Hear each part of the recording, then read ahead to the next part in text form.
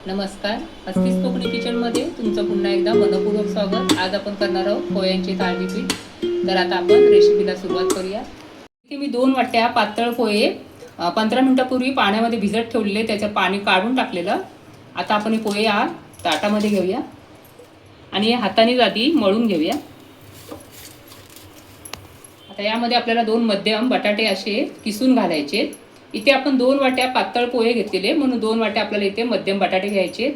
यामध्ये अर्धी वाटी आपल्याला गव्हाचं पीठ घ्यायचं आहे, अर्धी वाटी तांदळाची भरड घ्यायची आहे. असे जाडसर तांदूळ वाटून तुम्हाला आणायचे.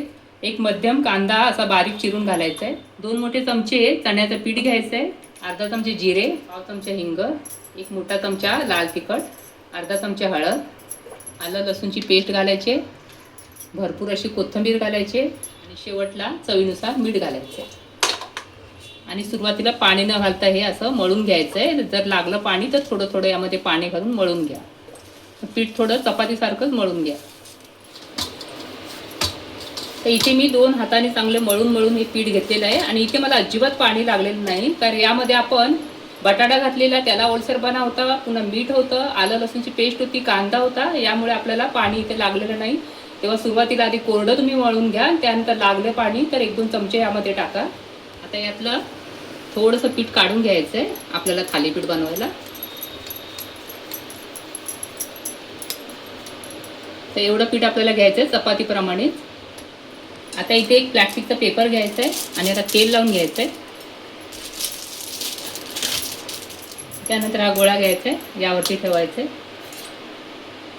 यावरती देखील थोडंसं तेल घालायचं आहे आणि थापून घ्यायचं. तर असे मी लहान लहान थालीपीठ इथे करत आहे. मध्ये असं छिद्र पाडायचं आहे. त्यानंतर इथे तव्याला आपल्याला तेल लावायचं आहे. थोडंसं असं तेल सोडून घ्यायचं. त्यानंतर हे थालीपीठ आपल्याला असं हातावरती घ्यायचं आहे अलगद आणि यावरती टाकायचं. त्यानंतर बाजूने तेल सोडायचं आहे, मध्ये छिद्रामध्ये तेल सोडायचं आहे आणि यावरती ठेवायचं आहे झाकण आणि गॅस मध्यम करून हे चांगलं असं भाजून घ्यायचं. आपलं थालीपीठ होतं आहे तोपर्यंत इथेही आपण थालीपीठ दुसरं करून घेऊया. तर तेल आधी लावून घ्यायचं पेपराला, जेवढं तुम्हाला थालीपीठ तेवढं लहान मोठं हवं आहे त्याप्रमाणे, आणि हे पीठ यावरती ठेवायचं आहे. त्यानंतर तेल वरती सोडायचं आहे आणि थापून घ्यायचं. तर हे आपलं थालीपीठ झालेलं आहे. आता आपण दुसरं जे पहिलं जे टाकलेलं आहे थालीपीठ ते बघूया.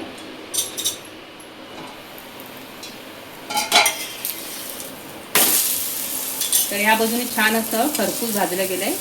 आता दुसऱ्या बाजूने याच पद्धतीने आपल्याला भाजून घ्यायचं आहे. मध्ये थोडं तेल घालायचं आहे, झाकण ठेवायचं आहे आणि चांगलं भाजून घ्यायचं. आता इथे 2-3 मिनटं झालेत, बघूया झालं आहे की नाही. तर ह्या बाजूने सुद्धा छान असं खरपूस भाजलं गेलं आहे बघा. तरी असं मध्ये मध्ये तुम्ही भाजून घ्या, कुठे कच्चं असेल तर. आता हे काढून घेऊया. आता दुसरंही याच पद्धतीने भाजून घेऊया. थोडंसं तेल घालायचं आहे तव्यावरती. इथे मी साधा तवा घेतलेला आहे, तुम्ही कोणताही घ्या. लोखंडी तवा आहे. यावरती थालीपीठ घालायचं आहे.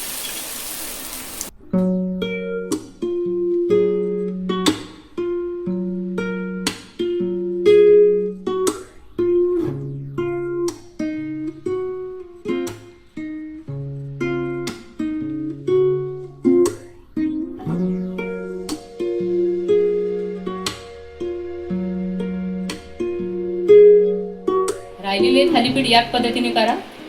तर आपले थालीपीठ सर्व झालेले आहे.